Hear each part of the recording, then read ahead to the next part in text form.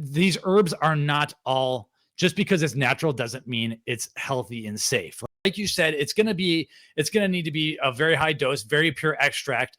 And there's not a lot of these companies are like really serious about purity at the ingredient level. When you're talking about like a ingredient like that just like comes and goes and gets a lot of hype on TikTok and everything. So, and if you're going to take the high dose, I mean, you really have to, dude. Okay, I'm a lifelong natty. I like you and me kind of like go in different directions on some of this stuff, but at some point, like you're taking so much of this plant herb, everything you put in your body, your liver is going to have to deal with. And at some point, just go on the sauce, or just like get on it, talk to Dr. Kamsapa, go on inclomiphene or something if you're like worried about having kids later or something like that. But at some point, trying to stay quote unquote natural is going to become more dangerous than doing what like millions of people are safely doing. And I say this as like a pretty like very natty person. Like everything is going to have, there's no free lunch. Okay. But your lunch is possibly, if you go with like some of these science-based methods of like